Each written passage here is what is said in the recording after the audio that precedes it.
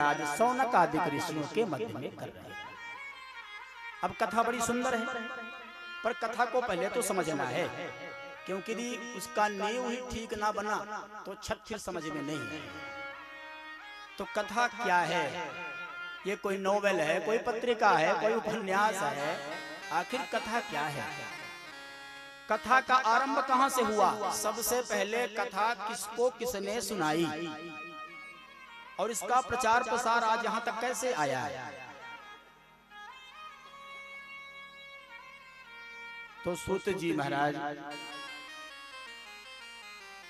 शौनकादिक संतों के मध्य में यह बात भाष्य करते हैं कि भैया एक तीर्थ है, जिस तीर्थ का नाम है नैमिषारण्य तीर्थ।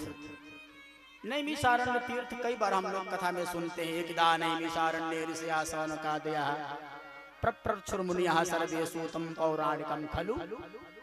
पंडित जी कथा सुनाने आते हैं तो कहते हैं कि नैमिषारण्य में कथा हो रही है। ये नैमिषारण्य कहाँ है? बोले लखनऊ शहर। लखनऊ जो है उत्तर प्रदेश का बहुत बड़ा नवाबों का शहर। लखनऊ शहर से लगभग 200 किलोमीटर और हम पश्चिम में जाएंगे तो एक तीर्थ है जिसका नाम है नैमिषारण्य तीर्थ। और आजकल तो कोई चीज दूर है ये नहीं है। पता करना हो नैमिषारण्य तीर्थ तो गूगल गुरुजी के पास जाएं और टैप करें तो पूरा बायोडाटा आ जाएगा। कहाँ पर है, कितनी दूरी पे है, कितना किराया लगता है, उसमें कौन कौन से तीर्थ हैं। तो नैमिषारण्य तीर्थ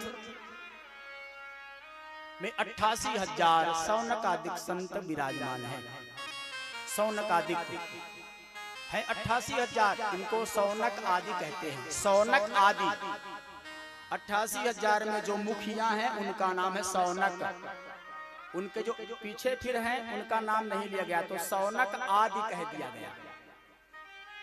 88,000 संत हैं और संतों का तो एक ही काम है कि जहां पर बैठते हैं तो संसार का कल्याण कैसे हो, व्यक्ति का कल्याण कैसे हो, जीव का उद्धार कैसे हो, आने वाला घोर कलियुग में प्राणियों का कल्याण कैसे हो। क्योंकि विचार करिएगा कलियुग में सहजतः क्या क्या बोले काम, क्रोध, लोभ, मोह, मद और मत्सर बिना बुलाए आएंगे। बिना बुलाए आप 4 घंटा कथा सुन लो, जब तक कथा में रहेंगे तब तक पूरा दिमाग गीता पे ही रहेगा। और जैसे ही बाहर निकलेंगे वह मात्सर्य घेर लेगा। मात्सर्य माने मच्छर। मात्सर्य संस्कृत है, इसको हिंदी में कहेंगे तो मच्छर। अरे ये मच्छर काटते हैं जो बाहर से काटते हैं, लेकिन मात्सर्य वाला मच्छर भीतर से काटता है। ये काटता है तो क्या होता है? बोले मात्सर्य माने होता है ईर्ष्या। ईर्ष्या, हमने इतना कर लिया, हमारे बगल वाले ने डबल स्टोरी खड़ी कर दी। हमारे पास 2 व्हीलर थी, बगल वाला 4 व्हीलर ले आया। अरे हम तो भैया डिस्टम्पर ना करा पाई तो पीओपी करा दिया। ये मात्सर्य है। और बोले जिस व्यक्ति के जीवन में मात्सर्य रूपी मच्छर पल रहा है वो जीवन में कितना भी यत्न कर ले पर कल्याण के निकट नहीं जा सकता, क्योंकि वह कल्याण के निकट जाने पाएगा ही नहीं। मात्सर्य उसको बार बार ढकेलता रहेगा।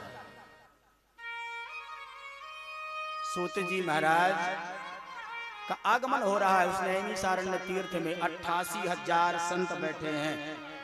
कलयुगी प्राणियों का उद्धार कैसे होगा, आने वाला घोर कलयुग है, इनका कल्याण कैसे होगा।